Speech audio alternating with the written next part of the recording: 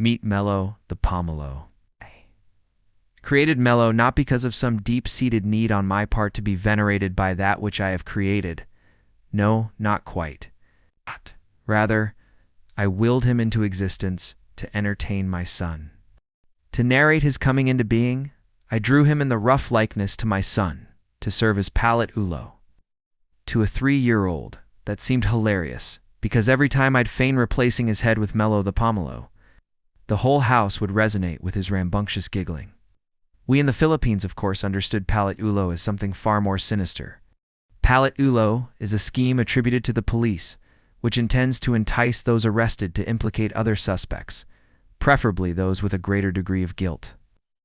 By snitching on other criminals, a jailed offender can have someone else replace him in his place in jail, hence the term. If there is an accusation so injurious to the reputation of the country's justice system in the eyes of its citizenry, then this purported practice of palate ulo has got to be it. It is implied that the planting of evidence and employing false witnesses is normal occurrence, and that uncovering the truth and seeking justice is not the intention of our law enforcers. Going back to my story, my son would strut around the hallway with Melo held on the crook of his elbow, which reminded me of Disney's take on Washington Irving's The Headless Horseman. Except this scene was more pleasant and light-hearted than what Ichabod had to endure. Now, Melo holds a very enviable position amongst other produce in the refrigerator crisper.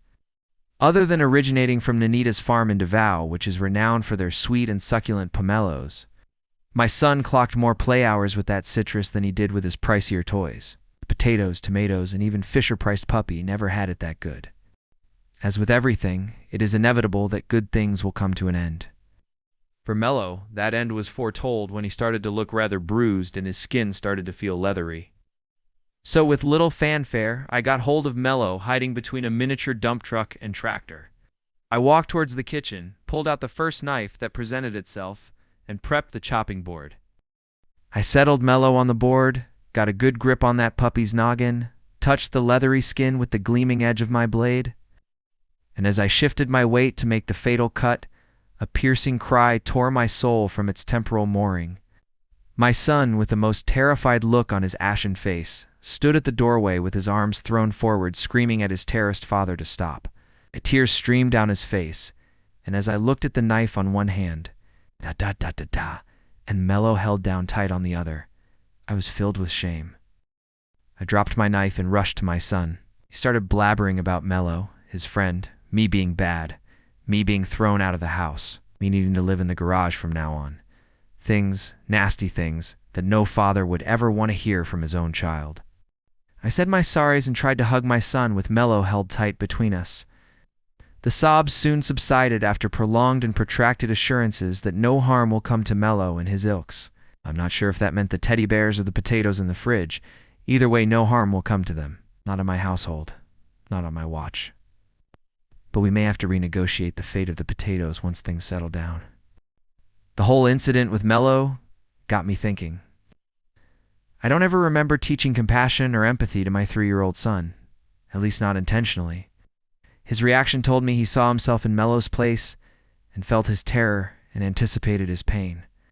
It seems to me compassion and empathy are built into the very being of anyone that is capable of feeling hurt. The thought was reassuring, but reality presented a problem. If a 3-year-old can project unto himself what a fruit might feel, erroneous as it might seem, then what manner of mental contortion is needed for grown men to tune out the terror and suffering of others when they inflict their atrocities onto the world? Did they see their victims as I saw Melo when I held him down on the chopping board, knife in hand? The thought made me shiver.